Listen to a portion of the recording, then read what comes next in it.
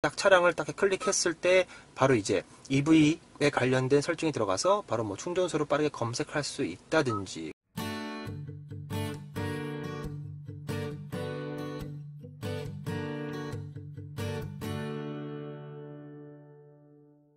오늘은 아이오닉5 인포테인먼트에 대해서 한번 알아보도록 하겠습니다. 일반적인 내연기관 현대자동차랑 비슷한 부분도 많지만 아이오닉5 전기차 EV만의 인포테인먼트 시스템도 있습니다. 그 부분에서 한번 다뤄볼 거고요. 이런 화면들의 디자인은 상당히 잘 되어 있습니다. 잘 되어 있고 약간 이런 물결 표시들이 차량 자체가 공기저항의 흐름을 잘 타는 듯한 그런 물결 모양이 바탕으로 되어 있고, 오른쪽에 보시면 날짜와 시간, 그리고 밑에 쪽에는 멋진 그래픽의 내비게이션이 보여지고요. 실제 차를 좀 가까이서 보면, 가까이서 차량을 보게 되면, 자, 차량의 현재 지금 배터리 잔량과 그리고 주행 가는 거리가 얼만큼 돼 있는지에 대해서도 이 홈 화면에서도 보여주고 있고요. 왼쪽에는 대기질 상태와 온도, 그리고 이제 어떤 곡이 지금 재생이 되고 있는지에 대해서 나오고 있습니다. 여기서 이제 오른쪽으로 화면을 넘겨보면, 자, 역시나 전기차답게 내연기관 차량에는 없는 EV가 있는데, EV를 먼저 들어가게 되면요. 자, 일단은 이제 가장 가까운 전기차 충전소, 여기는 이제 뭐 제일 공영 주차장 전기차 충전소가 680m에 있다. 가장 가까운 충전소 위치를 먼저 보여주고 있고요. 배터리 전량은 그대로 나와 있고, 에어컨을 공조를 켜고 주행을 했을 때는 334km를 주행할 수 있다. 하지만 공조를 끄면은 약간 7km 더 341km를 주행할 수 있다 라고 나오고 있습니다. 특히 이제 하단 쪽에는 다음 출발 시간 하면 이제 예약 충전 및 공조를 하려면 다음 출발 시간을 설정하세요 라고 적혀 있는데, 출발 시간은 1, 2로 지정할 수가 있고요. 예약 충전 및 공조는 출발 시간과 연동하에 동작됩니다. 충전 환경에 따라 충전 시간이 달라질 수 있습니다 라고 나오게 됩니다. 이쪽에 뭐 전기 사용 버튼도 있죠. 방전 제한을 걸 수가 있어요. 그러니까 V2L이라는 기능이 있지 않습니까? V2L 설정 시 최소 충전량을 제외한 나머지가 소비됩니다. 그러니까 내가 만약에 이거를 50%로 하고 있으면 V2L을 사용했을 때 이 차의 배터리가 50% 남을 때까지 사용이 되는 건데, 지금 제 차량이 71%가 남았기 때문에 뭐 21%, 이 배터리의 21%는 V2L로 전력을 소비할 수 있다라고 그런 화면도 존재합니다. 자, 전기차 충전소 버튼을 이렇게 누르게 되면요. 이걸 누르게 되면은 거리 순대로 가까운 전기차 충전소를 만나볼 수가 있고요. 특히 이제 카페이까지 적용이 되는 충전소도 이렇게 있습니다. 급속이면서 카플레이가 된다. 그러면 일로 가라. 이렇게 설정을 해주면 됩니다. 그래서 만약 카페이가 필요 없어 하시는 분들은 그냥 카페이 화면을 끄고 하시면 될 것 같고요. 내가 자주 가는 충전소를 관심 충전소로 이제 만나볼 수가 있는데, 자, 예를 들어서 여기 보신 별표가 있죠. 이 별표를 하게 되면은 관심 충전소가 되는 겁니다. 그래서 이렇게 했을 때 바로 관심 충전소에 바로 뜰 수 있는 그런 화면이 보이고요. 이 충전소에는 지금 현재 어떤 상태인지도 나오게 됩니다. 그래서 이걸 누르게 되면은 맨 위에 써 있어요. 사용 가능, 급속 1개, 완속 1개, 24시간 이용 가능 다 써 있고, 여기를 클릭하게 되면은 여긴 지금 사용 중이라 뜨죠. 사용 중이라고. 그럼 가면 안 돼요. 기다려야 되니까. 뭐 여기 보시면은 급속하면 급속 1개 사용 가능하다. 24시간 이용 가능하다. 이 부분을 바로 차량 안에서 이런 걸 모두 다 만나볼 수 있다는 것 자체가 상당히 편리하게 다가옵니다. 그죠? 사용 가능 뜨고. 그래서 전기차 오너분들한테는 이 부분이 아주 중요한 그런 화면이지 않나 생각이 들고요.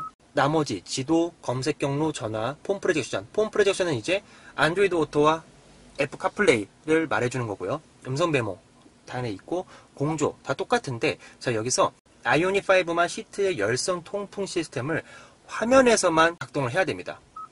그래서 자, 이렇게 위로 올리시면은 열선, 또 밑으로 당기면은 열선이 단계가 조절이 되고요.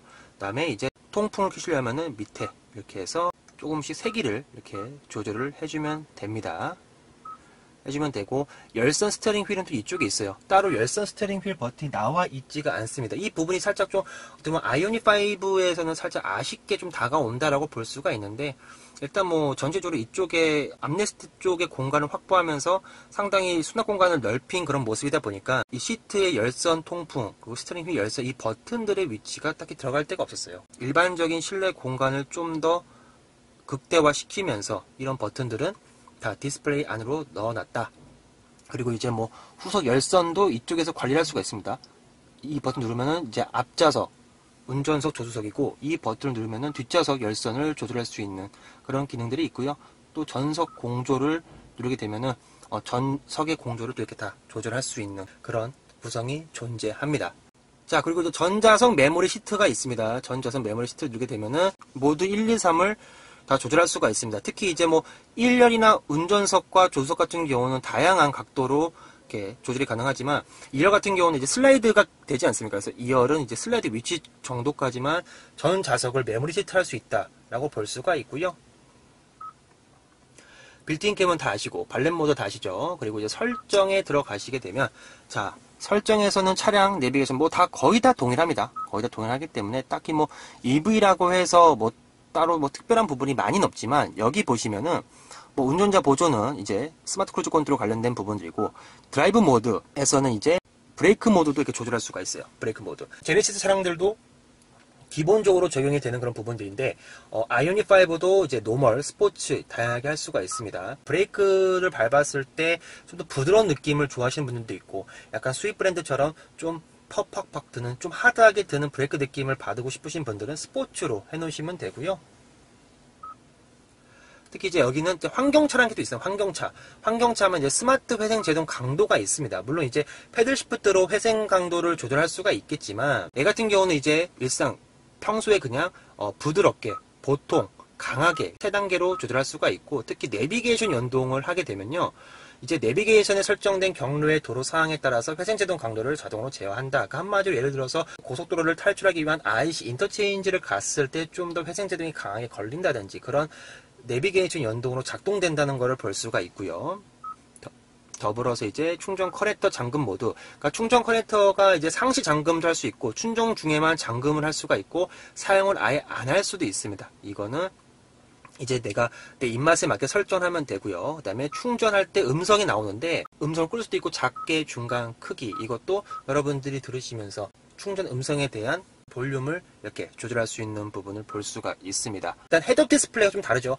얘 같은 경우는 헤드업 디스플레이에 증강현실 모드가 이제 돼 있다 보니까 이런 식으로 떠요. 증강현실이. 그러니까 일반 모드는 이런 게 안 뜨는데 증강현실을 할 수가 있고 이번에 아이오닉5의 HUD 자체는 3D 입체가 좀 있습니다. 그러다 보니까 좀 어지러울 때가 있어요. 폰트가 굉장히 큰데 큰 만큼 실제로 운전할 때요. 약간 좀 어지러울 수도 있습니다. 뭐 사용자의 상황에 따라서 달라질 수 있는 그런 부분들인데 저 같은 경우는 가끔 좀 어지러울 때가 있긴 있었어요. 그러신 분들은 이제 헤드업 디스플레이 미사용으로 하시면 되고 그래도 이제 이왕이면은 그래도 좀 증강현실 기능이 뭐 엄청 편리하다 정도는 아닌데 있으면 또 나쁘지 않다라고 보시면 될 것 같고요.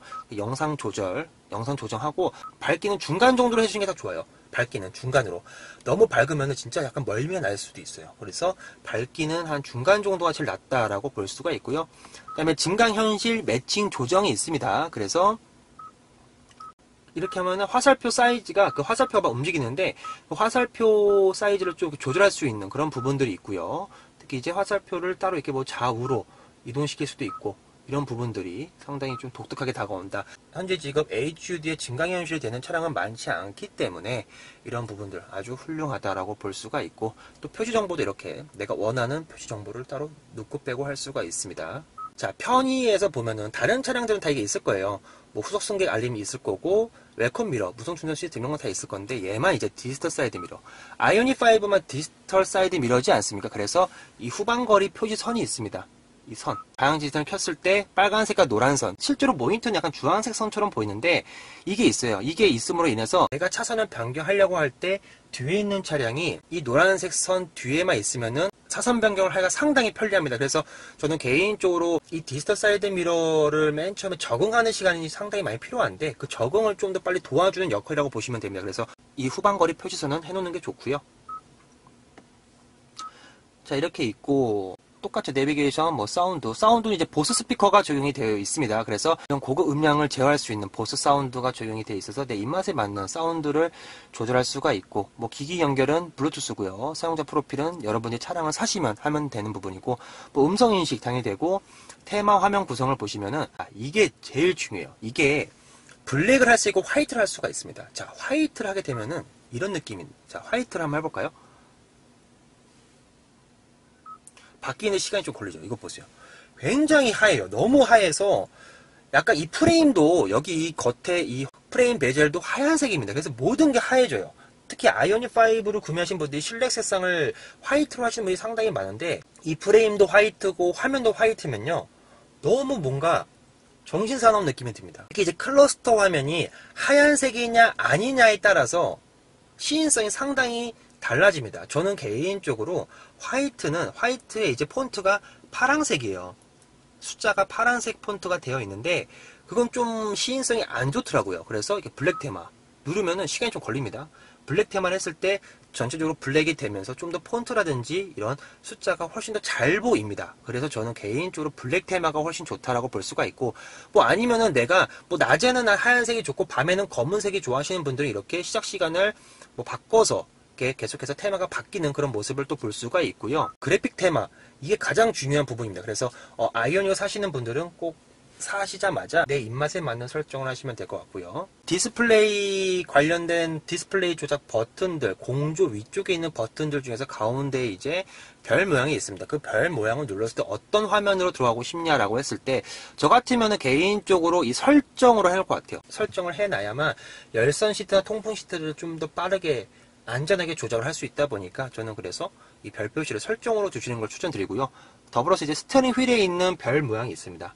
스티어링 휠에 있는 별 모양 같은 경우는 이제 뭐 여러 가지가 있죠. 통화 거절도 있고 프라이머시 모드, 뭐 음성 메모, 뭐 경로 취소, 후석 취침 모드. 아이가 있으신 분들한테는 후석 취침 모드를 사용할 수 있는 또 이런 아주 좋은 기능들이 있고 설정은 이 정도로 있고요. 다음 화면 뭐 라디오, DMB, 미디어, 현대 카페이, 후속 추침 모드, 카투원, 블루링크, 공지사항, 웹 메뉴 이런 부분들은 다 동일합니다. 이렇게 해서 아이오닉 5의 인포 시스템, 뭐 그래픽이라든지 또 전기차면 전기차만의 어떤 걸 설정할 수 있는지에 대해서 한번 알아봤는데 개인적으로 그도 이런 부분들이 딱 차량을 딱 클릭했을 때 바로 이제 EV에 관련된 설정이 들어가서 바로 뭐 충전소를 빠르게 검색할 수 있다든지 그죠? 뭐 이런 부분들이 상당히 아주 훌륭하고 또 V2의 시스템 전기 사용을 내가 얼만큼 하고 싶은지 방전 제한에게 설정해 줄 수 있는 부분들이 상당히 좀 새롭게 다가왔다라고 볼 수가 있겠습니다. 이렇게 해서 아이오닉 5의 인포테인먼트 이렇게 전체적으로 한번 만나봤고요. 차량을 사시자마자 여러분들 특히 제가 아까 강조했던 이런 테마 설정 같은 거는 꼭 하셔서 여러분들 주행을 하실 때 큰 불편함이 없었으면 좋겠습니다. 자, 지금까지 영상 재밌게 봐주셔서 감사드리고 아이오닉 5와 즐거운 드라이빙을 하시길 바라겠습니다. 감사합니다.